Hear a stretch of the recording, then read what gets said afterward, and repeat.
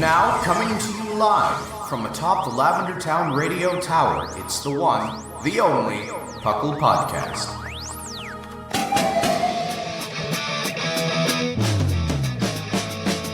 It's PUCL! PUCL! It's PUCL! PUCL! Pokemon Underground Champions League, oh yeah! PUCL! PUCL! And welcome to the 437th episode of the PUCL Podcast. I am your host, Trainer Thatch, joined today by my peccant co-host, Lynian. Good morning. And also P. McGee. Hello. You're both pleasantly sharp and appetizingly flavored. Yeah, it's very accurate, I've been told. From all those vampires I hang out with, that's what I'm told. But welcome to the PUCL Podcast. PUCL, of course, standing for the Pokemon Underground Champions League, the one-stop shop for your Pokemon discussion, where we talk everything from the video game to the trading card game to everything in between. Like my Lugia pen holder that I still have on my desk that I haven't told anybody about. Well, that I've told several people about, but never have taken a picture of. Yes, I'm very happy with it. Yeah, that's probably the most apt description. The other thing I discovered this week, by the way, so I also, not only did I get that Lugia thing while I was in Japan, but I also got a pen from, like, the Pokemon Center, and, like, I was just like, oh, it's just gonna be, like, a cheap, like, novelty pen, you know what I mean? It's not. Mm-hmm. It's actually one of the nicest writing pens I've ever had. Oh, nice. I couldn't believe it, because, like, you go someplace and you're just like, oh, it's just like a poopy souvenir pen, right? No. And so, like, apparently not, no, because, like, I use it, and it is one of my favorite pens. To use. Like, it writes very well. Yeah, it's a really good pen. For all of you people who use pens, you know what I'm talking about, which is probably most of the population. I would imagine. Yes, so... I would imagine most people know what a good pen feels like, and they know that it's a G2. Not sponsored. We just know that it's a good pen. This pen almost feels like a G2, except, like, it's skinnier. It's, like, significantly skinnier. Wow. It's like a skinnier G2. That's what this feels like. That is how I would describe it. Welcome to the PUCL Podcast, the Pen Underground Champions League. Champions League. Where we talk everything about pens, from G2s to Bics and everything in between.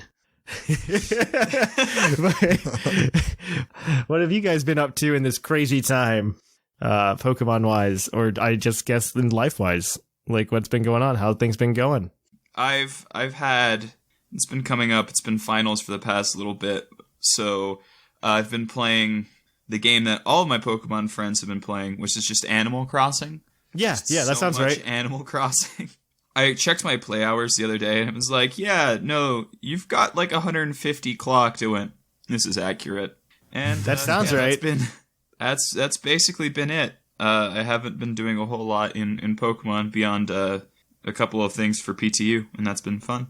Yeah, that's exciting. What about you, Mickey? How have you been doing? It's been a longer time since you've been on the show. It has been. A lot has happened in the world. So, unsurprisingly, social quarantining and excessive video gaming go hand in hand. So, I have been playing a lot. I've been playing a lot of Mystery Dungeon still. I've been on a break for the last couple of weeks, but I've been trying to grind for that Grandmaster rank. So, I've been working at that a bit. Just so I've been wanting to complete a Pokemon Mystery Dungeon game, like fully complete. I've been wanting to do that for a while, so I've been trying to get back in the mode to do that, but I haven't yet. Otherwise, like Lynian said, a lot of Animal Crossing, which has been very fun, and then just some PFTT tournament stuff, which has been fun as well. Oh man, I have to do my match. I totally forgot about that. Oh. Thanks for reminding me. There you go. Reminder. So, for myself, I think I've just been hanging out. I've been doing a few Pokemon things. Not much. I've been laddering for VGC, trying to get back into the mindset of how VGC is supposed to work. How's that going?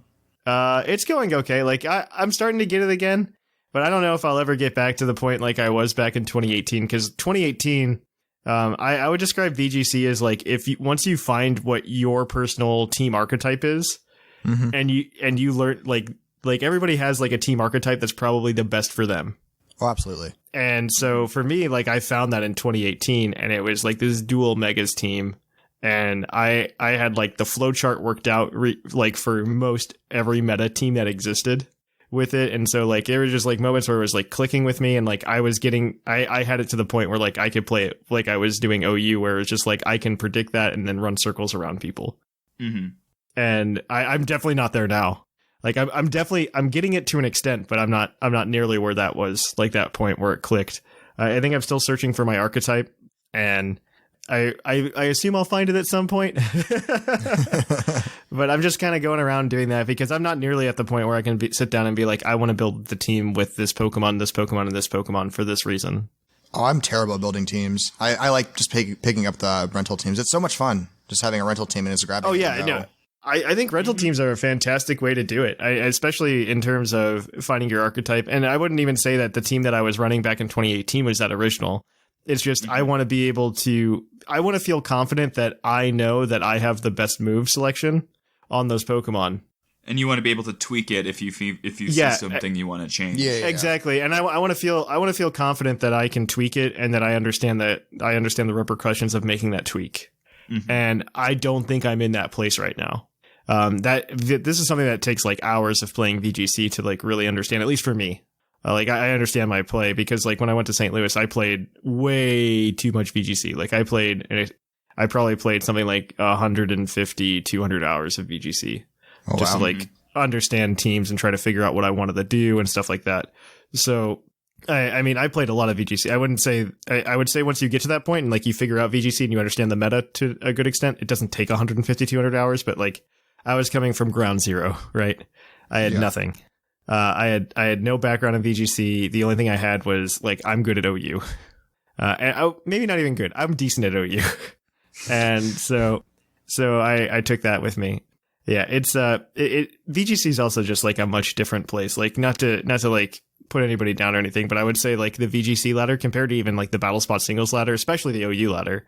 In the VGC ladder, I think you face a lot more bad people than you do in other ladders. I'm just throwing it out there. I think I think this is just because it's Nintendo's official format, so more people try it than OU and Battle Spot singles.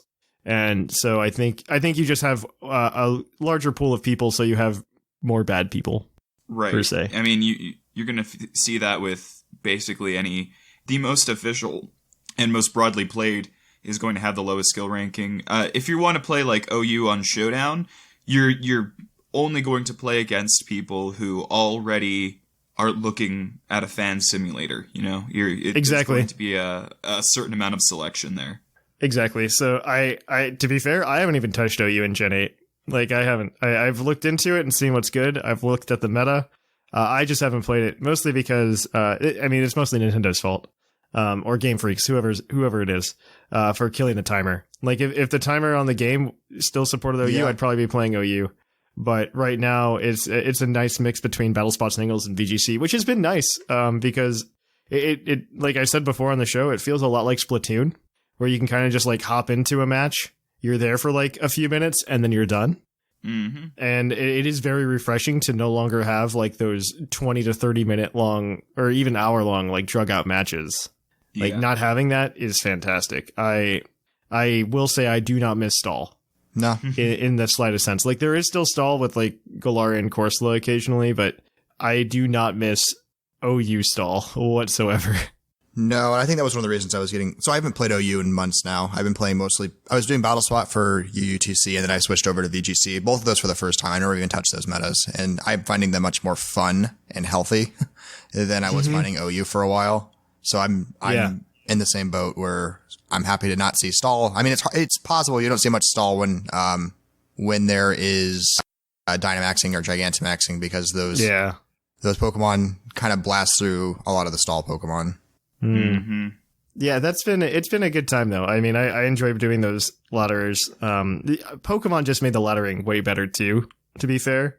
Like all of the laddering they've put into the game, much better infrastructure than it's ever been. So, I mean, at least if they took away the OU, they made what they had more fun. Yes. And I do feel like it's more fun to do that.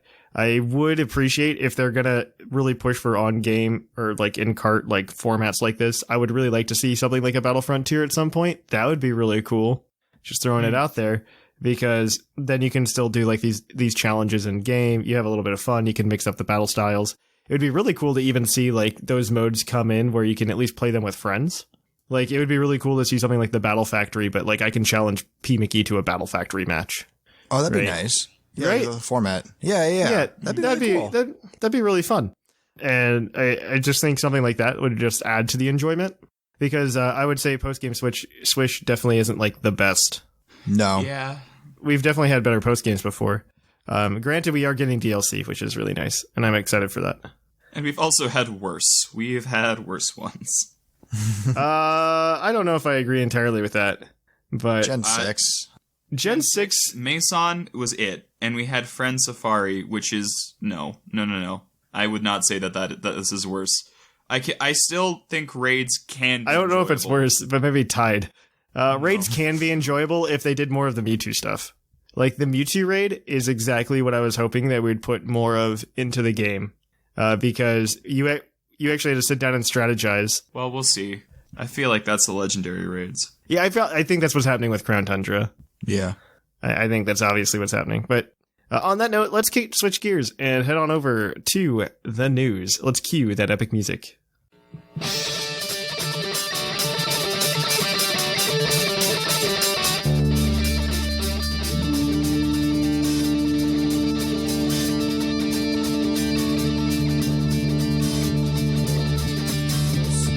Coming to you live from the Lavender Town Radio Tower. This just in.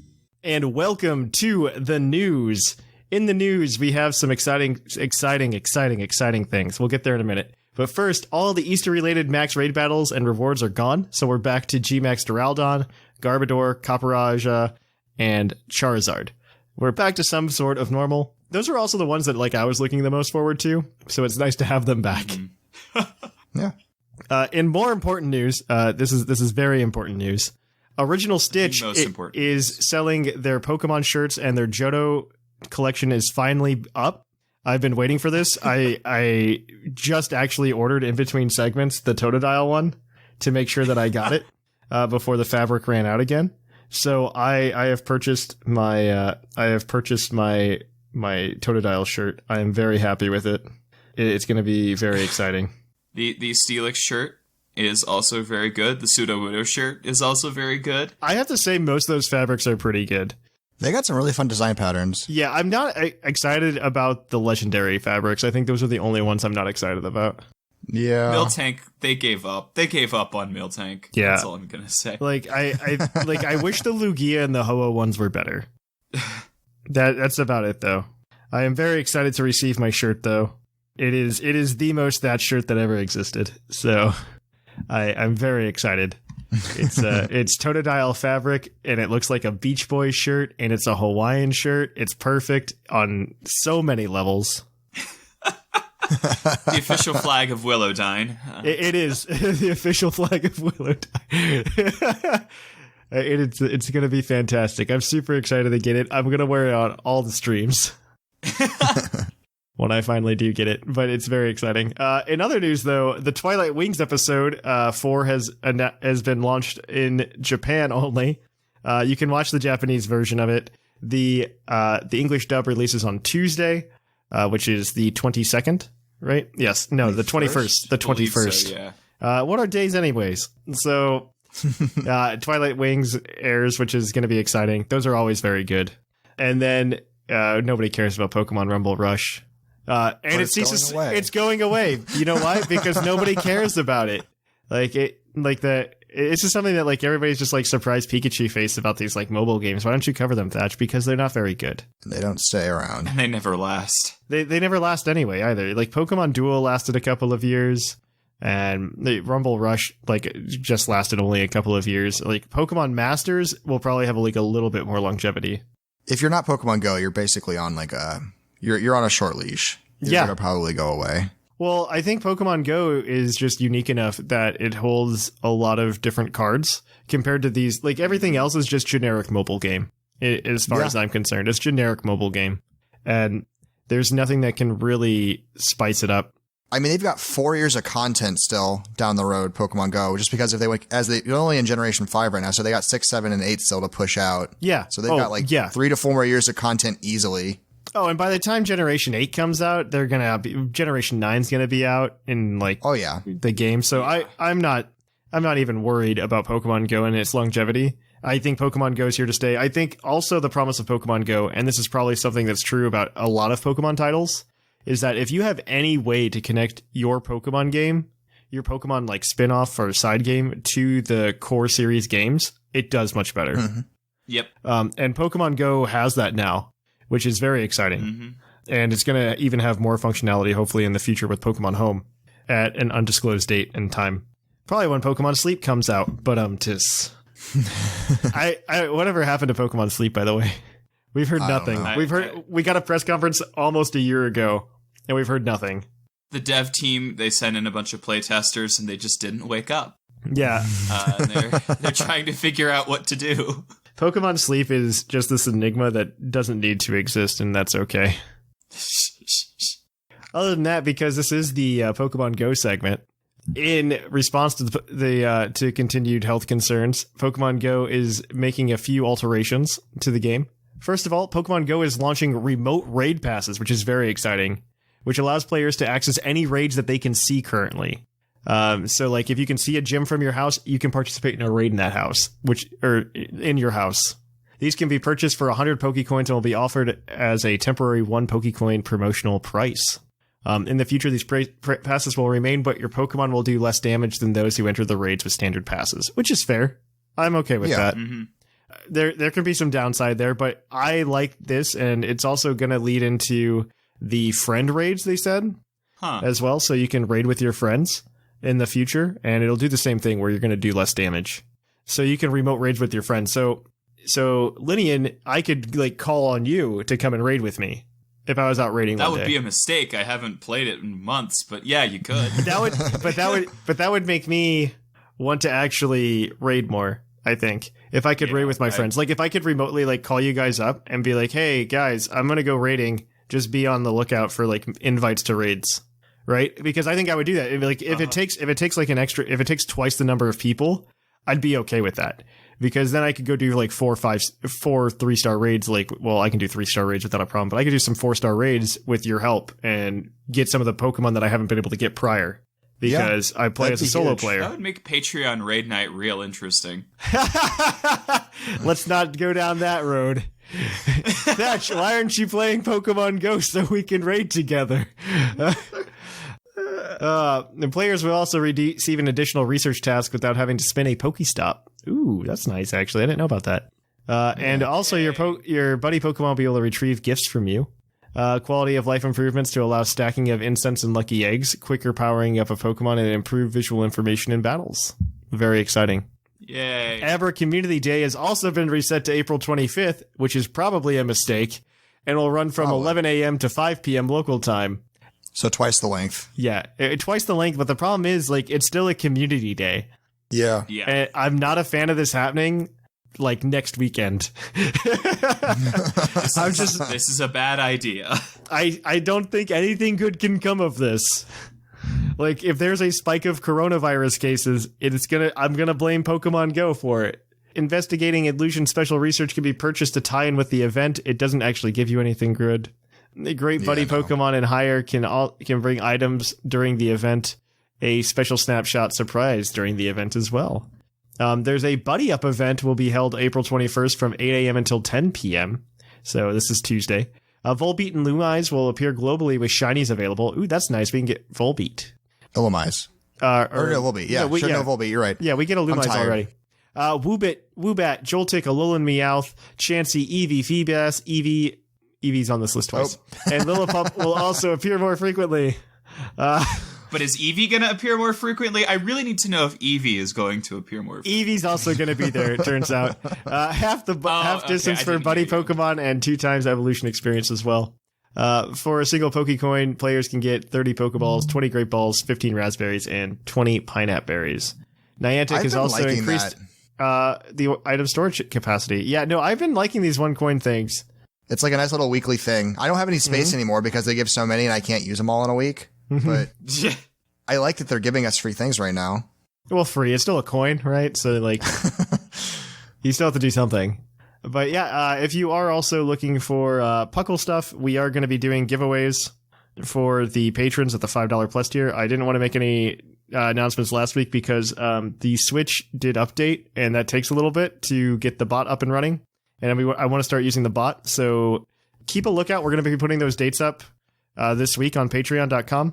I believe Melmetal is one of the Pokemon we're going to be giving away, and something else. So keep a lookout at that.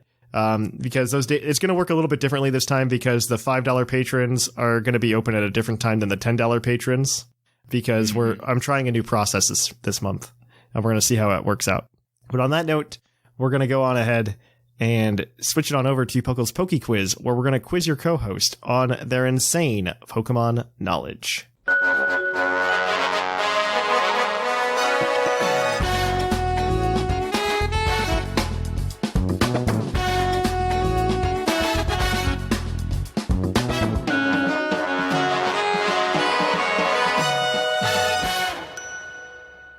And welcome to Puckle's Poke Quiz, the part of the show where we quiz your co-host on their insane Pokemon knowledge. Lynian and P McGee are going to be operating as a team today to answer 5 Pokemon-themed trivia questions that we got from the community over on our Discord server. You can get to our Discord server by clicking the link in the show notes below. Each question is worth 1 point, except for the one question that's worth 2 or 3, depending on how badly they're doing. And they also have a hint that they can use as a lifeline to help them answer one of the questions if they can. However, if they get all of the questions correct without using the hint, they can cash it in for an extra point for a possible total of 7 points today. They are competing in a race to 30 points with their fellow co-hosts to see who can get there first. Whoever gets the 30 first gets a $20 credit to to PokemonCenter.com because it's a much better prize than TeePublic. So on that note, if you guys are ready, we'll begin. I would like to note before we do begin, though, that Lynian is within shooting range at 25 points, so he needs 5 points today to be able to make it. This may or may not happen because these are not the nicest questions from the community. So let us begin. Question number 1 is from Polywo. What stat has the highest lowest value, base stat wise? What is the highest? What stat has the highest lowest value of base stats? So it's not so HP. It's not speed. Shouldn't be defense because that's a 5. Yeah, and it's not attack either because that's also a 5. That's a 5. So we're down to special attack, special defense. Yeah. All right. So there's a 15 for. I did a list on this one. So Darumaka has a 15 in special attack. I'm trying to think if there's something lower than 15. Oh, yeah, Sandshrew has a 10. Alolan Sandshrew has a 10. Okay, so the question is there anything with 5 special defense? And I can't think of anything, because all the things that are super frail have at least... I'm going to say special defense. I'd be okay with that. Special defense is correct. Special defense has a lowest base stat of 20. It's absurd. Wait, is that Stonjourner? I believe so, yeah. I think he's tied with a couple things as well. So this next question is from Lord Snorlax. Of the 5 Pokemon related to the sun, Espeon, Sunflora, Solrock, Volcarona, and Solgaleo, one of them doesn't have the category the sun Pokemon. Who is it? It's Solrock. Sunflora definitely has it. Espeon definitely has it. Actually, I don't know. It's not those two. Espeon and Sunflora definitely are sun Pokemon. So he listed Espeon. Oh, are we counting the stupid spelling thing? Because Solgaleo is the SUNNE Pokemon. So I would assume that counts. Does that count, Thatch? I don't know. I didn't write the question. What was the other one? Solrock and who else? Solrock, and it was, let me look real quick for you, Volcarona. Volcarona seems too weird. I think Volcarona is the sun, but it might be would it be like the Corona Pokemon? No, because then they I'm going to say spelling does not matter. Okay, so that's my ruling. Because I know that, so then it's either Solrock or it's, Sunflora. No, Sunflora is a sun Pokemon. Oh, then it's Sunrock. Then it's Sunrock. I would think Sunrock. Sunrock. Solrock is correct. Woo! It is actually the meteorite Pokemon. Oh. Yeah, it's not the Pokemon that we thought it was. All right, so the next question is a Pokedex entry. I'll read a Pokedex entry, and you have to tell me who that Pokemon is. So this next one is from Liger, and it says, it's Pokemon Stadium 2 entry states, Damn. they have gentle hearts because they rarely fight. Many have been caught. Their number has dwindled. Who's that Pokemon? I'm sorry, can you repeat that? They have gentle hearts because they rarely fight. Many have been caught. Their number has dwindled. Okay. It's Gen 1 or 2. Because Stadium apparently has Dex entries. I didn't know this. It does. Fun fact. Yeah. Okay, yeah, so... pull out that stop before. Gentle hearts, and many been caught. So that... Oh, what... Lapras. They always had the endangered thing. Oh. They were been trying pushing to out get as me with- endangered. I could see that. I've gotten Lapras wrong 2 times now on the trivia. So I can see them throwing that at me. I'm okay with Lapras. I won't be wrong on it being Lapras again. I mean, like, the only other thing I could think would be maybe Chansey or Blissey, but they always talk about the egg. So yeah. I feel pretty good about Lapras. Lapras is correct. You are 3 for 3. So our next question is going to be from Chief Pancake. Chief That's the name of the person. Best username we've had in a while. Yes, it is. Chief Pancake. In Generation 5, there are 3 moves exclusively learned via TM. What are they? I will give you a point for each move. You can get a maximum of 2 points. If you get all 3, I guess bragging rights. Generation 5. TMs don't TM. count HMs, right? Not HMs, no. Okay, this is not an answer. Well, you know what I mean. I'll give you up to 2 strikes. Okay. Well, I'm not going to commit to this because I'm going to ask P McGee first, but can you think of anything that learns Shockwave? I mean, no. I've always felt like I only learned that through TMs. I think. I'd feel okay with a Shockwave guess if you want to throw it. I'll guess it. Shockwave? Shockwave is incorrect. Shoot. Ooh. Do we want to throw a hint out there? Or do you want to try to guess one? We don't need the hint. Let's just use the hint. So one of these is a fighting type move. The other one is an ice type move. And the third one is a very special dark type move in Gen 5. Very hard to get that TM. Wait. And that's where we'll leave you. Okay, so one's fighting, one's dark. Yes, one is One's special ice. fighting. Special fighting. Focus Blast. Oh. Is it Focus Blast? Well, I can't think of anything that learns it, and I can't think of any other special fighting moves other than Aura Sphere, and that's never been a TM. Okay, yeah. we have strikes. Focus Blast. Focus Blast is correct. And the dark so type ice- TM. What about something like Quash? You said it was hard to get? Yes. All of these moves also do damage. Okay, that'll do damage. What's that TM? What's the TM that you got in the locked box? I don't even remember. Dark. I remember it was in Gen 5. You got it with the Zora work. It was... Not Dark Pulse. No. Snarl? It was dark. It was... Yes, it was Snarl. I will say Snarl. Snarl is correct. That gives you the maximum points. The third move is Frost Breath. Oh, okay, yeah. Frost Breath. So you guys have 5 points. So there you go. You crossed the finish line, but if you want to help P McGee get a nice good start, you get 6. Screw up. No, I'm kidding. We're going to help. Next question is the base stat question, as always. And this is from Ribby himself, the trivia collector. Which psychic type Pokemon has the lowest special defense of all psychic type Pokemon? Lowest special defense. Lowest special defense of all psychic? Yes. So I don't think Smoochum's garbage. Jinx has a decent one, yeah. Yeah, I don't think Smoochum's the answer. Let's see. Low Gen 1 psychics. Probably not Execute. Wait. No. Psychic's a weird type. Yeah. What? Does anything have lower than a 20? No. Because Deoxys attack form has 20s in its defenses and 180s in its attacks. Well, then, yeah, because we just established 20 was the lowest for a special defense For a earlier. type. Yeah. Yeah. Then, okay, Deoxys.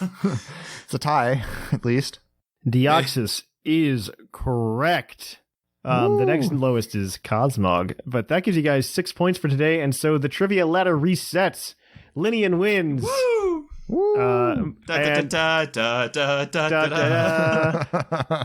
And the answer is the only person in the lead right now is P McGee with 6 points, and everybody else needs to get on the board. Wow, a 6-point lead, P. Wow, you're doing really good. I know. Oh, all right. And so that's it for this episode of Puckle's Poke Quiz. And if you want more, tune in next week for even more Puckle's Poke Quiz. Catch ya on the topic next. Yeah. And welcome to another podcast review that we've gotten from Oki94, the essential podcast for any Pokemon trainer. Thatch and his crew are the best. The knowledge and variety is unmatched in the podcast community. The rotating list of hosts and topics keeps the show fresh. I've been listening for almost a year and a half, and I kickstart every week with Puckle. Keep up the great work, crew. Well, thank you, Oki. We will do just that. And if you want your iTunes or any podcast review on the show, just go ahead and review us on your platform of choice. We appreciate it. But now, on to the topic. And welcome to the topic. Our topic today is remakes, and will they happen again, I guess, is the question. Probably more than that, too. But I won't say that I dislike remakes. I don't think they did bad. I would say that both Heart Gold, Soul Silver, and Omega Ruby Alpha Sapphire were good. I don't know that I would say that Leaf Green and Fire Red were good, but they were kind of like the first in a long line. I don't know. I'm concerned, though, that with the fact that if they're going to actually happen again, one, because we're in this really weird cycle with Sword and Shield, where it looks like we're going to be getting DLC through the remainder of the game. The remainder of the decks will get more DLC to finish that out. That's my assumption. I don't see a world where they go, 650 and we're good. Forget Totodile. I don't see a world where that happens. I really think that they go, okay, we finished the decks over 2 years, because like I've said before, the attach rate for Pokemon Sword and Shield DLC is stupid high. It's like the highest of like any game ever, and it's higher than the number of people that would have bought Ultra Sword and Ultra Shield. It was definitely higher than the people who bought Ultra Moon and Ultra Sun. So there is that, which is very, very exciting. On that note, though, I know you guys have different opinions. From me, because I think Let's Go kind of throws a wrench in the plan as well, because they did a quote-unquote remake of Pokemon Yellow with Let's Go. Granted, Let's Go, I think, might just be a one-time deal. Yeah. I think it failed. I think it was a failure in the eyes of Pokemon, but at the same time, like, I can't be sure. Yes. I don't know what's going through their head right now. Because, yeah, Junichi Masuda said that there's no plans to make another Let's Go, but he also said there was no plans to add Pokemon in, like, November. You can't fully believe him. I don't believe anything that comes out of his mouth. I think that the DLC model that they have started adopting here doesn't lend itself well to quote-unquote Go-style remakes. I think you're right in that I don't see them leaving at 650 easily. I think, though, what's more probable is we are going to get the next year. So this year we're going to have Crown Tundra and we're going to have Isle of Armor. Then next year, what we're going to have is the build-up and launch in November of a remake game that will also be in the Gen 8 engine, and you're going to see the patching in of the difference, quote-unquote, between the two dexes into Sword and Shield as part of the promotion for the new game. Because, yeah, they can sell another $30 DLC to include 400 Pokemon, but they can also sell a $60 game that has that as well. Yeah, that's a good idea. I can see them going, yeah, so then we re-release Lustrous Pearl and Adamant Diamond or whatever. Yeah. And And then they patch in the difference there, and then the year after that, they do an expansion pass for the Gen 4 remakes that fills out everything. That'll round it out to the just shy of 1,000 that we currently have. Mm-hmm. And I see that as they're going forward. And then what they do is Gen 9 comes out. Yeah. And then Gen 9 expansion pass. And I see that as I think that would be the most profitable pattern. That is the most profitable. Yeah. I don't know. I like the idea of DLC better, but that actually is probably the more profitable, is to have DLC and then be like, here's another game that finishes it out. And you're absolutely correct in that. I think that makes a lot of sense with Pokemon too, because Pokemon's not like Animal Crossing or some of the other ones where they release a game like once every 5 years. They like to have a new game on the market, after a short period of time, 1 to 2 years. And so I don't think they're ready to go 4 years or 3 years of DLC content for one mainline game. I can see them breaking it down into have a mainline game, do a year or so of DLC, and then promote a different one, do a year or so of DLC. But it's still in the same generation. It's still kind of the same thing, but it's not the same. It's not like a sequel. It's a remake, like we're talking like with Adamant Diamond and Lustrous Pearl. I like the titles, by the way. Adamant Diamond. It's just the orbs. It's just the orbs. It's just the orbs. No, I know. That's the way you do it, though. I think you do it based on the orbs if you do make it. Because that means the DLC would be Greasiest Platinum, and I really don't like that. Oh, DLC for the third version. That actually sounds like a cool idea. The only thing I don't like with that is, so I honestly think that if you once you hit Gen 5 in terms of remakes, I think things get way hairier. And yes, that's true. And I just don't think you can remake Gen 5 well. Because it's not like when they made Fire Red and Leaf Green, where they went, oh, here's Kanto again, and they're just like, we're gonna ignore Johto exist, and like they can get away with that because honestly it's Kanto, but I don't think you can make a Black and White remake and just ignore Black and White 2. I don't think that's possible.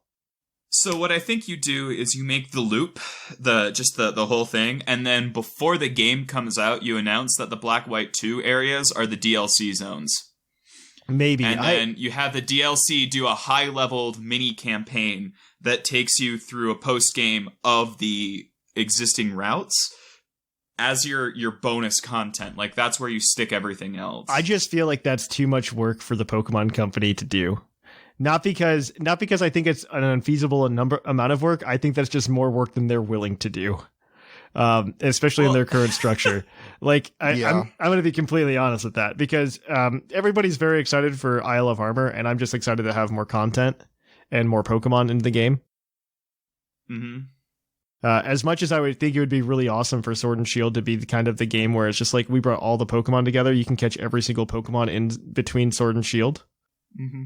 If they did like 4 DLCs or something like that, I think would be the cooler way to go about it, because we still don't have Ireland in Galar. We don't have like an Ireland equivalent.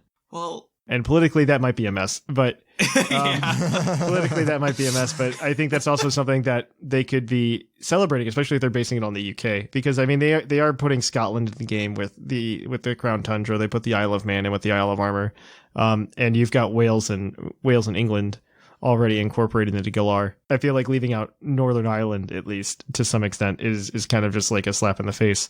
I think the question they really had is the border.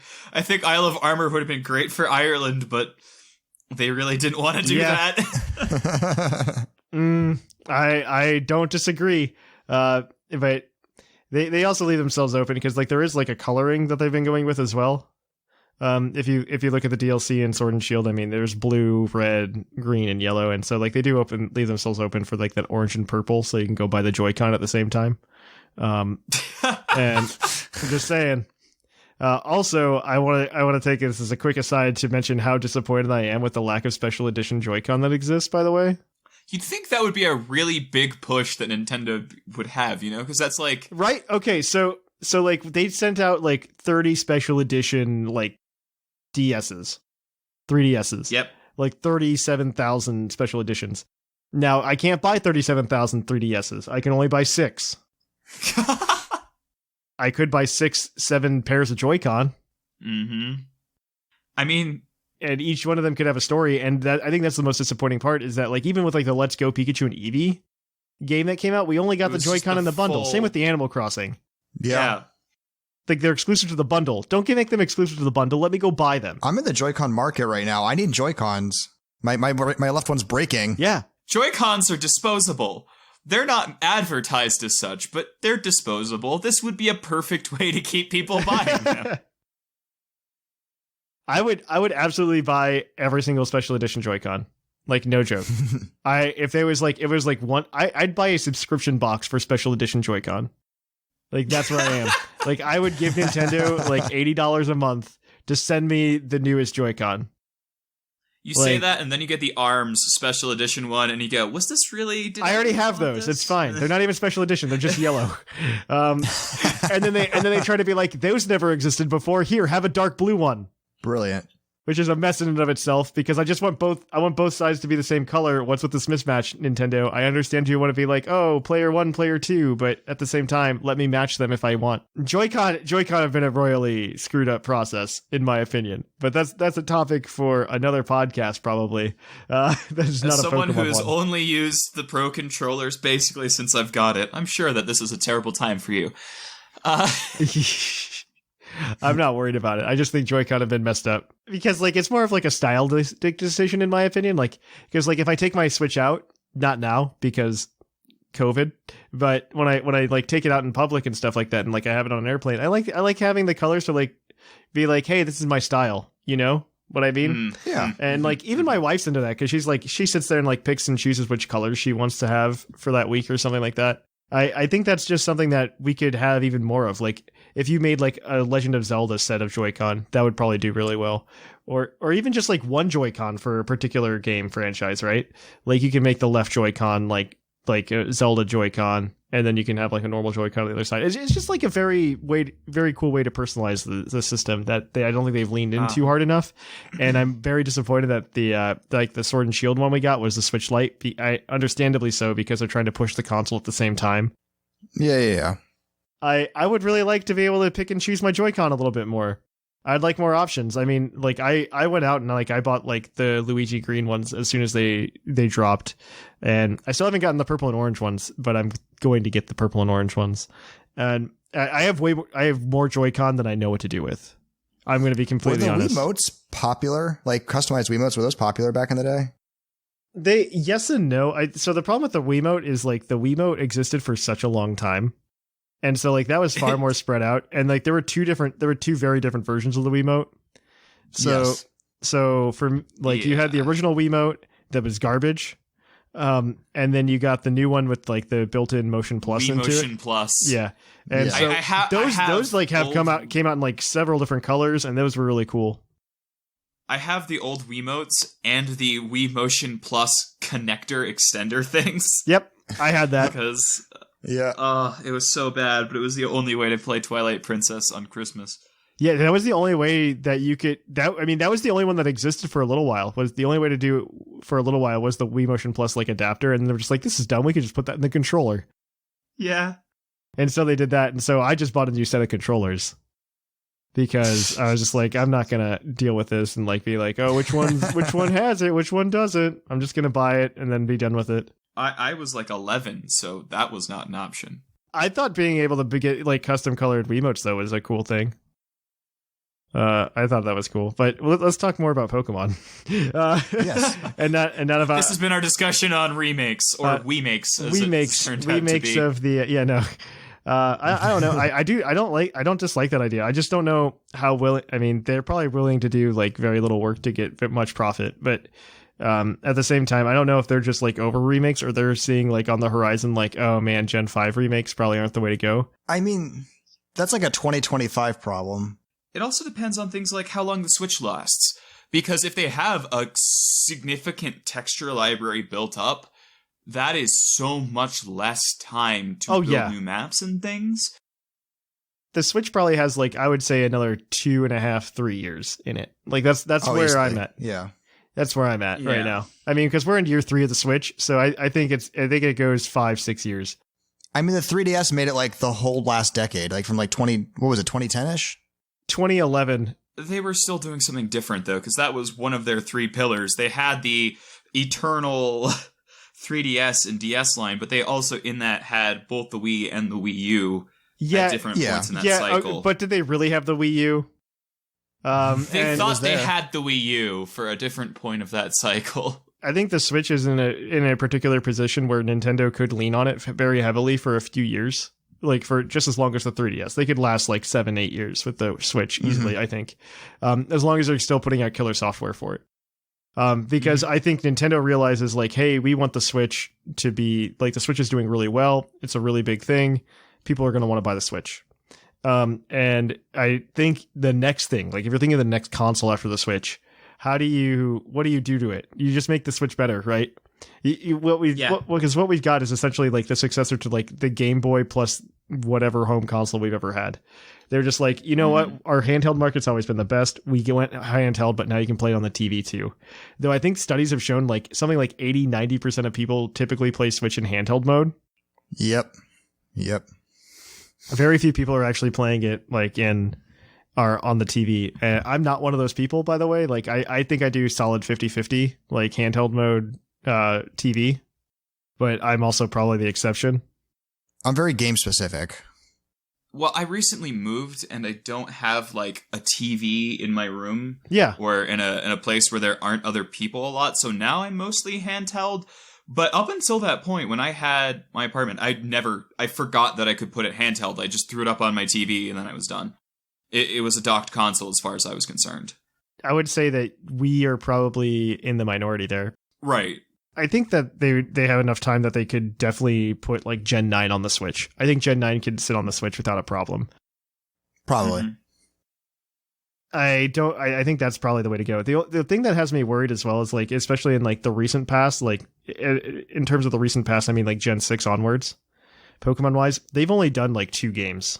In their marketing quote unquote, in their discussion of like Sword and Shield DLC, they said we would usually come out with like a third version, and they were equating it to like Platinum and Ultra Sun and Ultra Moon. They were comparing it to those. Yeah.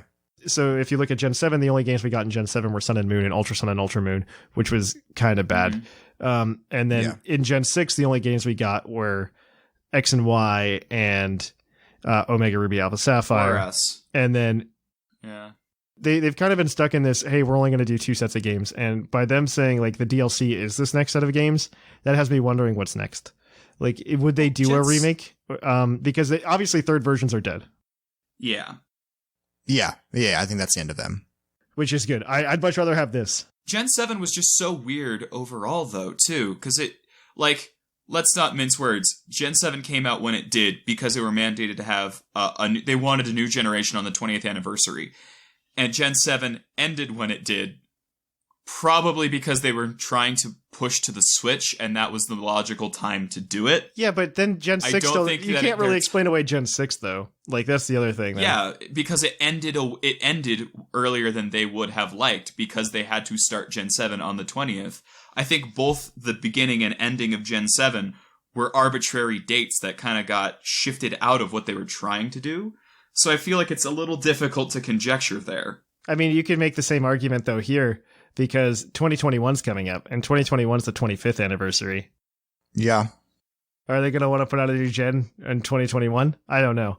I think they're going to want to put out a new game. I don't think a new game, maybe. I can also just see them being like, "Hey, for the 25th anniversary, we finished the Pokédex," and like, I can see that being like their big quote unquote success. A new game doesn't sound like a terrible idea either, but I don't think you can do Sword and Shield again. No, I think there's still a market for a remake game. Those traditionally do fairly well. Oh yeah, no, Omega Ruby Alpha Sapphire did spectacular. Yeah, I mean those do like over 12 million usually in copies sold. They do better than third versions.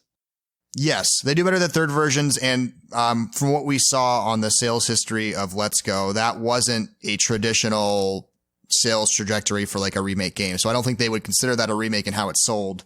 And so I think they know they can do better with like a standard remake like Heart Gold Soul Silver or Omega Ruby Alpha Sapphire. So I think they definitely could do better. Yeah. Yeah.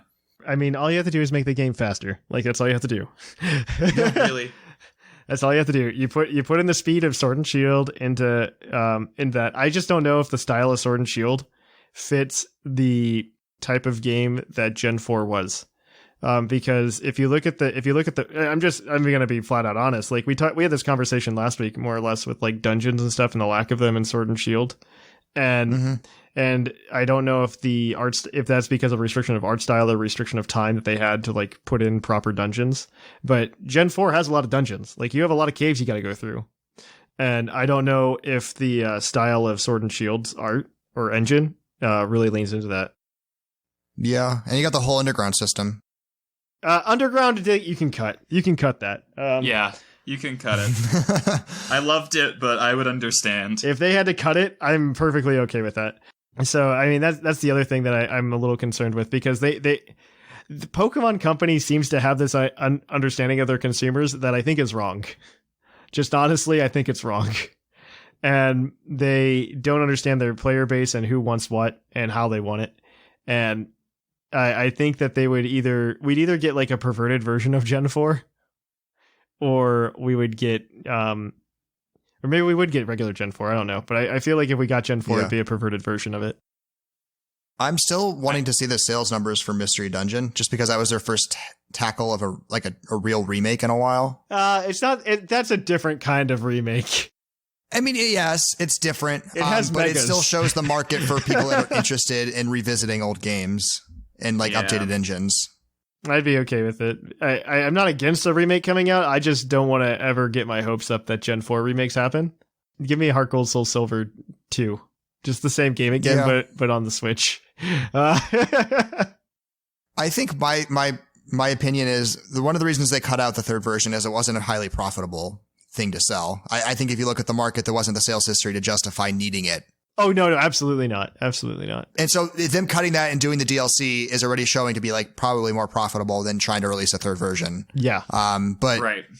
There's good market. And it's been very successful and very steady since like pretty much Crystal came out. Not Crystal, I'm sorry. Since, oh my God. Leaf Green Fire Red came out. It's been a very steady market of how those sell. So I don't see them wanting to abandon that, but I guess we'll see. Particularly when they have the same benefit that they had in Gen 3, which is you can't get these things in your normal game. You'll need this. Yeah. Bridge the Pokedex. Mm-hmm. I think that's a good place to stop. I am mildly more convinced that it can happen now after this, but like I said, I don't want to hold my breath. But on that note, we're going to take a short break and we'll be right back at you with the Pokemon of the episode. We'll catch you on the flip-flop. Hey guys, Seth Philo cutting in to tell you about something awesome that I've been absolutely loving. Vite Ramen. If you guys know me, you know I have a borderline noodle addiction, and part of that love has always been a guilty pleasure for ramen. Well, Vite Ramen is ramen, but get this, it's actually good for you. You heard me right. The guys at Vite Ramen have spent years making ramen that's nutritionally complete, and I absolutely adore it. Each bowl has 30 grams of protein, which is more than your average protein shake, 7 grams of fiber, all 27 key vitamins and minerals that you need, and most importantly, tons of awesome flavor. Oh yeah, and did I mention it still only takes 4 minutes to prepare? It's basically still instant ramen. You can head over to viteramen.com and pick up soy sauce chicken, garlic pork, and my favorite, vegan miso flavors, as well as handy utensils and other such stuff. And here is the coolest part. At checkout, enter code PUCL, and you'll get 10% off your entire order. That's PUCL, all caps, for a whopping 10% off. Anyway, I gotta get back to rating, and you've got a show to finish. Catch you guys on the flip-flop.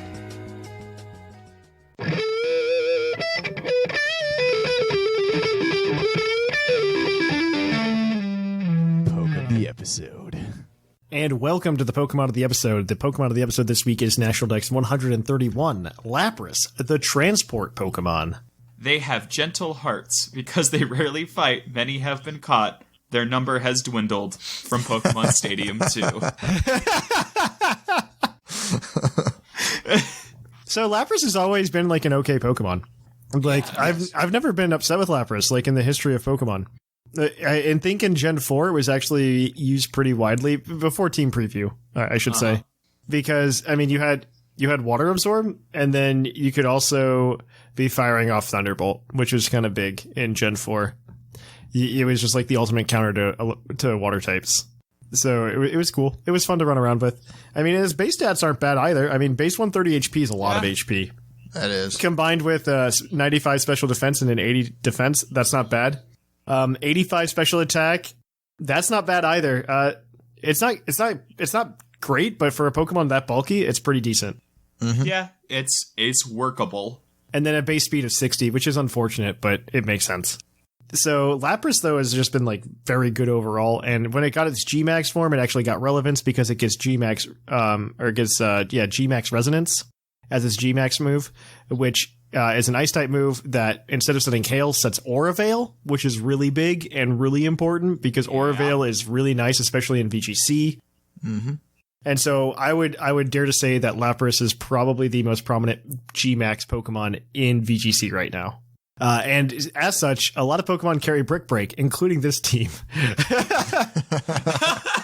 So Lapras is holding a weakness policy because this is one of the newer sets that have been coming out. Weakness policy Lapras, because then Lapras just kind of hits like a truck. With Hydro Pump, Thunder, Freeze Dry, and Protect. Thunder literally just for other Lapras and things of that nature. Freeze Dry so you can get off your G-Max Resonance, and it's still useful against other Water-type Pokemon. And especially Water-Ground type Pokemon like Gastrodon, which are really big in VGC and are a problem. And then Hydro Pump because you want a good water move, obviously. I mean, the whole idea is you set up those screens, but then you can also hit it with another teammate, kind of like this Raichu. You probably don't want Raichu to do it, but Raichu has an Assault Vest, is running Fake Out Brick Break, so it can hit your Lapras and get its own weakness policy proc, or it can break the screens of another Lapras. It's also like one of the 3 fighting type moves that Raichu gets. Yeah, it also gets Focus Punch, but you're not going to run that in VGC. Brick Break. Focus Blast? It does get Focus Blast as well. Volt Switch and Nuzzle are the last 2 moves, so you can get some switches, but also to get some paralysis, which is pretty big. Speed control is always huge. So that, I mean, it's Raichu. It does Raichu things for the most part. No Thunderbolt, but Volt Switch is nice tech to switch in and out. But yeah, take us to the next couple, Lynian. All right. Next, we've got a very standard Excadrill with Mold Breaker. You're sashed because, of course, you're sashed. A Rock Slide for those flinch hacks. Swords Dance if you think you can get away with it. Iron Head to smash things apart. And High Horsepower because Earthquake hurts your friends. So, you want to get that single target ground type damage. High Horsepower is the best option that you've got. Very, very standard lead here. We're pairing that with Rhyperior. It's got Solid Rock, because, it's got Solid Rock. Fire Punch, Rock Slide, again, High Horsepower. It's got Protect, we're running Life Orb. Very, very standard. Standard moveset, not really Life Orb, though, right? Like, it's not. Yeah, it's usually weakness policy. Mm-hmm. But we've got that on the Lapras, so you got to fill something in because of the item clause here. And I guess this is good. If you're running Protect, you can't choice band it, so you're gonna throw an orb on it. Click the correct move, and then watch as things. Well, you're probably not gonna get flinches. You're a Rhyperior, but you're gonna hit stuff pretty hard. Typically, Rock Slide's just for like Charizard. Like that exists for Charizard. Yeah. Oh yeah, it ruins him. Mm-hmm. It's great. And then rounding it out, we have that support Pokemon to help make this team really dangerous. So noticeably, our 2 heaviest hitters, so Rhyperior and Lapras, struggle in the speed department, which is okay because we have Dusclops, who is our Trick Room setter. So if we want to reverse the speed, take control of their really bad speed stats and make them into Pokemon that go first and hit hard, we have him to run Trick Room. As usual, he's carrying an Eviolite so that he has some good bulk. Brick Break, because we need something else to activate Lapras. Mm-hmm. Nightshade for some steady damage, and then Pain Split to help keep him alive, so he can kind of suck off all the other opponent's health. And then at the back end, we have Indeedee, female, with the Psychic Seed, so that it activates right with the Psychic Surge. It's got some Heal Pulse, Psychic, Follow Me, and Helping Hand, so he's really great support. is really great support. She can keep Lapras healthy if that's your Gigantamaxer. Psychic under Psychic Surge hits really hard. Follow Me is some great way to help set up with the Pokemon you want to set up with so that you can do whatever you want. And then Helping Hand, so if you needed something to hit harder than it is already going to hit, so a Weakness Policy Lapras, you want to hit extra hard with a Helping Hand boost. There you go. Helping Hand is probably one of the scariest moves I've seen in VGC. Oh my god. I'm horrified of that move. Every time I see a Whimsicott, it's always, I hate seeing Whimsicott just because I know it's going to do Helping Hand or Tailwind or something. The support Pokemon that have Helping Hand are just very difficult to deal with. Helping Hand is just scary because like they can just target something down and destroy it. And it is just scary. Because you sit there and you plan, oh, I'm going to be able to do this, and this next turn. I can take a hit from this. I can do this. And then all of a sudden Helping Hand comes and you just go, well, my turn is completely different than I thought it was. Yep. Good job, guys. Something I like about the Lapras, too, that I don't think we mentioned, it's running Shell Armor instead of Water Absorb, because Water Absorb is usually the one people think of. But Shell Armor is really great because of how popular Super Luck Togekiss is. And that defeats it. Super Luck Togekiss basically eliminates the Veil because it just goes right through it with critical hits. So Shell Armor is a nice way of keeping Lapras nice and strong and healthy. And I think that's horrifying. Togekiss has gotten really big recently too. I think, like I said last week, it is the most used Pokemon in VGC according to PUCLytics. It can do anything. Yeah. Everything's gotten really big recently. That's the whole point of Dynamax. I've been really impressed with this meta. I think this meta has been probably the most diverse that we've had in a while. Like outside of Excadrill, I think. You've seen a lot more stuff pop up. I mean, Dusclops has seen play before, not much, but it's seen. And then I honestly, I've seen almost everything played in VGC though, like at least once, which has been very impressive. So like good kudos to them. Like they made a really, really balanced meta. So I've been, like I said, very, very, very impressed with it.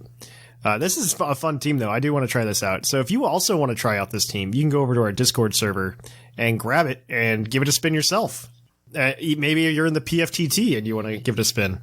We'll see. But on that note, this is everything. We're going to go ahead and shift gears on over to the mailbag. It's mail time! Send in your emails! Mail! And welcome to the Mailbag. The Mailbag is the segment where we read listener emails on the show. You can send an email into puclpodcast@gmail.com, letting us know what your thoughts are on the previous episode or how much you like cookies, I guess, something like that, over at puclpodcast@gmail.com. And we'll read it on the show. But as always, this segment is brought to you by the fictional energy drink Green Toros, the energy drink that gives you hooves. Hooves. There we go. Hooves. Oh. That was good. That was good energy. And so without further ado, let's get into it. Last week we talked a lot about world building features we'd like to see come back to the Pokemon franchise. And we asked you guys what you would like to see come back. And so we got our first email from Trainer Sleeves, who wrote what I would call an essay. Yes, but we'll read it. Hello, everyone. It's Sleeves here, and at first I was not going to write an email this week, but then I took a shower, and that's where all the big-brained thoughts come from. So then I thought, okay, I have to write an email this week now, which is great because I love doing this. So recently I've been making an AU fan fiction that takes place in the Sword and Shield universe. AU, my friend. AU, okay. Wait, what's an AU? An Australian fan faction? Alternate universe. Alternate, okay. There we go. Okay. Thank you, Lynian. There, I just saved Whimsicott from screaming into the void for several hours. It's nothing big, just something between one friend and I. The things I try to do my best with are implementing both in-game lore as well as adding my own flair to it. And what I mean by that is adding in my own headcanons changes I would make for the better and even an OC or two. I also try to clear up some events and characters that aren't really touched up on, and this is where world building and headcanon comes in. I totally agree with you, Thatch, that headcanon is perhaps one of the most important parts about enjoying a Pokemon game, and any game really. And I'll give two examples of what I'll be doing in my little fanfic that I think really reflect on how important it is. First off, I'm aware that Spikemuth Gym is perhaps the most boring gym in the game, and it's a shame too because Piers is such a good character and one of my favorite gym leaders. Not wrong. Yes, not wrong at all. No, the only thing that's the most boring is the 8th. Yeah, literally everything that's there is exactly right. Spikemuth is probably one of the worst gyms in the entire franchise of Pokemon. One of the worst cities too. It's like Evergrande City. It is the worst city in Pokemon. Like Evergrande City, I can forgive because it's just supposed to be like the Pokemon League, and they just wanted to rename it something.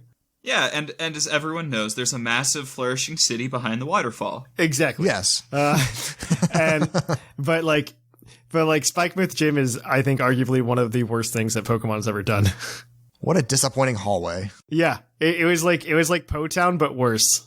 It at least it only had one thing that was worthwhile, and it was a joke. Yeah, it was just a joke. Yep. I don't even remember the joke. I was just so disappointed by what was becoming of the town that I forgot. They had the go sign light up like it was an old beat 'em up, and that was literally the only thing. Oh, interesting. It was just such a weird thing that they put in there. Like I feel like they could have done something like if it would have been like Po Town, I think I would have enjoyed it far more. Like honestly, just instead of making it like a straight street, like make me wiggle back and forth and have to like hop a fence. And yeah, literally it's better. Like no joke. I don't disagree. My biggest gripe though is that there is an unexplained reason why he chose to retire, other than I just got tired of it and I don't think I'm that good, so I'll let my sister take over, I guess. That's a good reason. But I decided to give him a more solid reason for retiring, and that's where making an OC comes in. I made this bug-type gym leader named Genesis a while back before writing this fanfic, and I thought, what if I made her pregnant and married to one of the other gym leaders? So after a bit of consideration, I decided to make her Pierre's wife, and her being pregnant is the real reason that he was retiring, so that he could spend more time with his family. I think it fits really well, in my opinion. The second thing was giving more personality to the version-exclusive gym leaders, specifically Gordy. I can give you two good reasons why Gordy's my favorite version exclusive. One, look at the picture of his rare league card and you can see the face of a real man. Two, you can't spell Gordy without... What? Okay, but keep going. Anyways, I thought that since his mother was a gym leader and he went off to pursue his own dreams, yes, I play Shield. So by the time Crown Tundra rolls around, I think it would be a great idea to add him in and make that the job he was pursuing. I think about it, his love for rock kind of fits with his theme of exploration. As for bringing out the character, my headcanon is that he only tries to look cool in battle. Outside, he is really sweet, but he tends to get flustered easily. I also will replace the Barbaracle with Tyrantrum or Rampardos because I think revivification of fossils, could not say that word, would also be very fitting for the Tundra. And as Patrick once said, there once was an ugly barnacle, and he was so ugly that everybody died. The end. Stop talking about my Barbaracle like that. Also, he seems to have an affinity for kaiju-like Pokemon because Tyranitar and Colossal, so that works too. Sorry this was so long. This was all one big glob of shower thought, so of course it would be, but thank you so much for reading and catch you guys on the flip-flop. Trainer Sleeves. Thank you, Trainer Sleeves. Yes, thank you. Like near the end with the OC, the OC part was where it got me and I started to break. Uh-huh. Yeah, but that's okay. That's okay. That's all right. All right, but thank you. Our next email is from, I believe, Carla, who is our number one fan. Yeah. Uh-huh. Hi, Puckle. A feature in Pokemon that I miss is having your partner walk alongside you, as in Heart Gold, Soul Silver, and the Gen 2 games. Wait, was that in Gen 2? No. The only game that ever happened in was Heart Gold, Soul Silver, and it's been the feature that has been the most requested feature. Whoa. It came back. In Let's Go. So, that is addressed. This really brings a wholesome feeling to the game that beats Pokemon and me times 20. The Let's Go games have brought this feature back somewhat, but it was not included in Swish and probably will not be included in any further main series games, agreed. Taking a break from ruthless dogfighting to remind you about the power of friendship is one of Pokemon's greatest charms. Yeah, it's called Pokemon and me. It's Pokemon Camp now. It's Pokemon Camp now. Yeah. But I honestly think Pokemon Camp was done okay. Like, I don't think there's too much of a problem with Pokemon Camp, except I think there's too much going on in the background. I don't like having all 6 out at once. The way they can improve it for me is like you could select which ones come out, maybe. Yeah. And like, I think that minor tweak makes it better. And I guess you could technically do that by like throwing the rest of them in the box or something like that. But yeah, that's the same reason they said, oh, well, if you're worried about experience share over leveling your Pokemon, just put them in the box or something like that. Which, sure, thanks, Game Freak. I feel like an off switch would be just as good, but whatever. It's interesting. It's interesting. I also don't think Pokemon following you will ever come back. I understand why everybody, like, it was cool in Heart Gold Soul Silver. It kind of sucks it wasn't there in Gen 5, but like Gen 6 onwards, I just don't think it works well. It's pathfinding, which is weird. Like, that's gonna glitch. And then, sure, you can have it warp, but that's another immersion-breaking thing. Mm-hmm. No game has great pathfinding. It's just kind of a fact. On top of that, with Pokemon in the overworld, having something following me is going to throw me more than it's going to help. Mm-hmm. I'm going to be like, oh, wait, why is this thing in this region? Oh, right, that's my lead. It's going to be 9 times out of 10, it's going to be a Colossal or a hidden ability Centiskorch that I'm just hatching eggs with. Yeah. So... Yep. I don't know. I just don't think this feature needs to come back. I think it's getting popular again right now because Let's Go happened a couple of years ago. And then also, even in Pokemon Go now, you can have your buddy follow you around as you're walking. So it's really like on people's mind more so than it maybe was a few years ago. Yeah, I just don't think it's something that for as much as it's requested, I just feel like it's not something that is really that immersion helping. I feel like the reward, the payoff for the reward is not good. And I think like Lynian said, I think it's very confusing, especially with Pokemon in the overworld. 15-year-old me was really happy about it when it happened in Heart Gold. But the thing is, in Heart Gold and in Let's Go and in Pokemon Go, that's the only way that you have to interact with the Pokemon. Yes. You can't... That's true. You can't go into a camp and play with it. You can't do these other things. It fills a void that's already filled. That's fair. I would much rather have Pokemon Camp than following Pokemon. 1000%. Because even then, like, the amount of interaction you had with the Pokemon following you wasn't that great. I mean, you can literally talk to it and it goes, I'm happy. And you know when we had that? We had that in like Gen 1.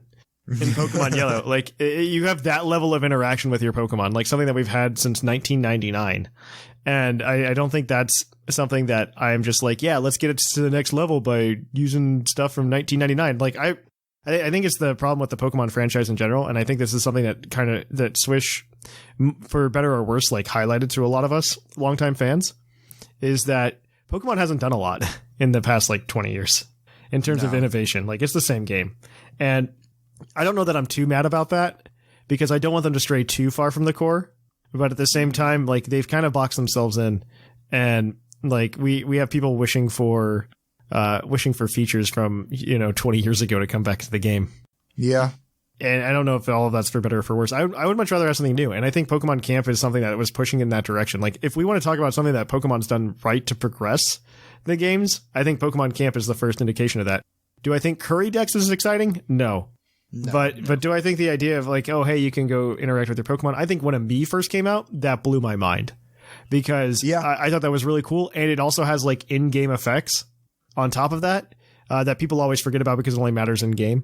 But like it meant so much to me once, like when I was battling the champion and like I was definitely under-leveled and I was just doing it to grind. And I remember like something survived because it loved me so much. And then we ended up winning the game because of it. Like, it focus sashed itself for free. And I was just like, wow, this is amazing. I'm into it. I think one of the big things, and this kind of, I think, is the whole, like, center point for people that want Pokemon following again, is we didn't have, from Gen 4 before, we didn't have a lot of overworld interaction with Pokemon. Yeah. They were kind of just in their Pokeballs or they were in battle. We didn't see them. But now, especially Sword and Shield, you can see everything in the overworld, and then you can play with them in camp. So it's not as needed. Because you can see a lot of these anyway. I honestly think it would just get in the way, especially at this point. Like, I think it would get in the way. Now, I think the only thing that would be better is like Let's Go Pikachu had the right idea with the outside, with the Pokemon following you because you could select which Pokemon was following you. But like Lynian said, like that would get distracting when it's only like your Centiskorch or your Colossal in party. Yeah. So like that's very true on that note. But I mean, if you could like select them and like they can come out and you could have like your moment with them, take a picture with them or something, maybe. But I don't know if following you all of the time is worthwhile. No. This is a very long discussion about something that I think is very stupid. But Because I really like I'm a firm believer ever since like Gen 5 when people have just been like, I want following Pokemon back. I've been a firm believer of like, it's not really that important. It really isn't. And I would much rather see like things try to push in the right direction. I think one of them has been overworld Pokemon. Like I didn't think I was going to like overworld Pokemon, but I really think that has been one of the biggest things and probably one of the biggest things that Sword and Shield did in general. That pushed Pokemon, I think, in a new direction, a new quote unquote direction that I think was worthwhile. Because coming off of Let's Go, I was actually convinced it would never work in a main game. Yeah, like, me this too. was just kind of a mess. Yeah, I think it helps that they balanced it with random encounters. Like they kept the random encounters and they balanced it very well. Yeah, they found a way to get the best of both worlds. They used separate encounter lists and things like that. Like it worked. It didn't. I don't know. I feel like the ways that they have been making overworld Pokemon exist have only improved things. Yeah. And going back because you really like Heart Gold, Soul Silver is kind of a mistake. I think the difference is sprite games versus 3D games. Honestly, I think this is just something that Pokemon fans haven't quite grasped, including myself to an extent. Because like it's just something so different from what we used to know in Pokemon. There's just these like sprite 2D games that we could play, and then you switch over to the 3D world, and in the 3D world you just have much different logistics. Like it no longer is it just like a little tiny sprite of my Totodile following me around. It's like I have to have like a Totodile model following me around, and then I mean in the 3DS that you're gonna chug. 3DS you're gonna chug. Have you ever seen 6 Moltres on the field at the same time? I have, and it was 7 frames per second. Oh god. It was a PowerPoint, someone clicking really fast. Like that's yeah, that's what it was. That's what it was. It was not pretty. So I would like to make that very clear. I mean, on top of that, you like set hail or something. It's just gross. You could just like make that game go run at like 1 to 3 frames per second. And so I mean, it's just one of those things. Like you have to think about the limitations of the console, and then actually like I think something that we should be pushing more for as Pokemon fans is just innovation. For the lack of, I mean, they tried. I think with Dynamax, I think they tried. I think Dynamax is like not a bad mechanic entirely. I just wish we could also have like Megas at the same time. Z moves can stay in Alola for all I care. I mean, that's basically what Dynamax is. There's nothing Z moves offer at this point that's worthwhile, but Megas have some value. Oh yeah, I think the good thing that Z moves did was, I mean, they set it up as a very much Alola thing. Which is cool. Like they set it up as like this is a regional specific thing. They're doing the same thing with Dynamax. Like Dynamax is a Galar thing, but they never set up Mega Evolution as like this is a Kalos thing. No, and now they've gone back to it again in the anime. So yeah, which is right. I'm just confused. Pokemon, just give us Megas back, and then like we can go to this mechanic's region specific, and I'm cool with that. Because then we can say, oh, remember the Dynamax game, and you go play the Dynamax game. Oh, remember the Z move game, and then you go play the Z move game. And I think that's really cool. I just don't think the Mega Evolution game is something you should do. I think Megas hold a very special place in a lot of people's hearts. And I think they faux pas in getting rid of them, or at least saying they're getting rid of them. I wouldn't be surprised to see Megas come back. I wouldn't hold my breath for it, but I wouldn't be surprised if it happened. And I think they'd be better about it too. I think they realized where they did wrong with a lot of the Megas and which ones people really liked. Like people want Mega Mawile back. People want Mega Altaria back because you can't use Altaria, you can't use Mawile in battling, but you can use their Megas. And everyone just wants Mega Rayquaza. That's the only important one. That's not true at all. But I mean, Mega Rayquaza also sets up like a very, very cool precedent as well. Because a lot of people are just like, well, then you could Dynamax a Mega Pokemon, and just like, or you just couldn't be allowed to. Yeah, it's not a hard thing to turn off. Well, they already did it with Mega Rayquaza. Mega Rayquaza already showed this. Because you couldn't Z Crystal, right? Yeah, you couldn't use a Z move with Mega Rayquaza. Yeah, if it was holding one, you wouldn't be allowed to use a Z move, which was the way we honestly should handle Dynamax and Mega Evolution. I mean, you have a Mega, and you just go, and you can give some in-universe lore reason, like, oh, it used the same kind of energy as Dynamax to do that. Oh, they could even just use the in-universe explanation of it's a league rule, because everything is under a very tightly controlled league. Yeah, I think so. It's also, I mean, they did very good with Dynamax in a lot of ways, I think. like we can talk about Gigantamax another day, but like Dynamax itself, I think they did very well because one, you could only do it in the gyms in game, which I thought was very cool. It was very cool being forced back into a Pokemon before Mega Evolution to an extent, which was nice. Because like when you got Mega Evolution X and Y, you could use it all the time, every day, all day, which is cool too. Yeah, it just turned the game super simple. Same with Z moves too. I mean, once you got Z moves, you're just like, yeah, this game's easy. Well, and that was the thing too. Like, imagine if playing Sword and Shield, where every battle you have to sit through the animation of Dynamax. Oh yeah, no, I absolutely agree with you. Because I stopped using Z moves in Sun and Moon because I got tired of the animation. Even if I feel like I kind of needed it for that battle, I just stopped using it because I was just exhausted by sitting through those animations. Oh yeah, no, you're absolutely correct, 100%. Yeah, you're absolutely correct. But I think this is a good place to end that conversation. We veered a little. Topic part 2. Why we hate Pokemon following you. On that note, if you want to send us an email next week, you can send it into puclpodcast@gmail.com, letting us know if you think there's going to be more remakes in the future. Do you think Diamond and Pearl remakes are around the corner? Let us know. puclpodcast@gmail.com. And if you want to keep up to date with us, you can follow us on social media over at Twitter, Facebook, and Instagram. You can also go ahead and like us on YouTube. Go subscribe to us over on the YouTubes. We've got more videos coming your way. You can also hit that bell to get notifications. I don't want to be that guy.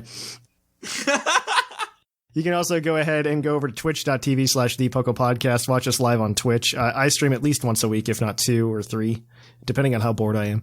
We also So it's just a good time overall. And then if you want to help support the show, you can subscribe to our Twitch with a free Twitch Prime subscription that you have from just having Amazon Prime. You can also go ahead and buy something from TeePublic. TeePublic is a great place to do that. Or if you want to get some healthy ramen while you're quarantined, you can go over to viteramen.com and use code PUCL for 10% off at checkout. Or if you want to support the show more directly and get some Pokemon distributions in the process, you can go over to patreon.com/PucklePodcast and get that coming your way. Other than that, though, just listen to us. I mean, we appreciate you being here, taking the time to listen to us. And I've been Trainer Thatch. I've been Lynian. And I've been P. McGee. And here in the Lavender Town Radio Tower, it's closing time.